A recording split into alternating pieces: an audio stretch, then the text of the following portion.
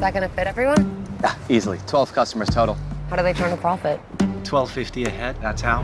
What, are we eating a Rolex? It's one of his classics. You have to try the mouthfeel of the mignonette. Please don't say mouthful. Tonight will be madness. Welcome. We'll endeavor to make your evening as pleasant as possible. Well, the first thing I wanted to ask is, the menu's quite atypical for a horror, and you both have experience with that. Warm bodies, thoroughbred, split. What attracts you to scripts like this? Thoroughbreds is Sorry, we're just complimenting each other. I love warm bodies. I think it's originality. I'm insufferable to watch a movie with or a TV show with because I'm constantly guessing lines, guessing storylines. I'm like, that person's going to die. Like, this is going to happen at this point. They're going to figure out that the power is love. Luckily, my partner enjoys it. No one else really does. And when I was reading this script, I could not tell you what was going to happen next. And the ending, I definitely did not get. And I wanted to be a part of it.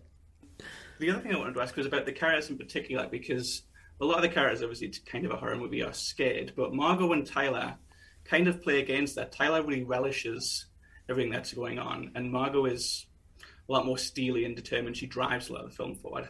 How exciting is that as an actor to play off those different energies? Well, I realised, the thing with horror movies, I thought if I actually did a full-on horror movie, I'd be terrible at it because I don't particularly enjoy acting scared. I can't imagine doing 8 weeks of there's only so much I can do. So luckily, for unbelievable. No one needs to see that. Sorry. Keep going. So it's the fun thing for Tyler is you kind of wonder what is going on, and it's bizarre, and that was a fun thing for me to tap into because there is these horrendous things happening in this restaurant, and he's still just completely focused on his meal and having a nice time and enjoying himself. So that was a fun kind of counterintuitive thing to play, an opposite of the normal choice, I guess.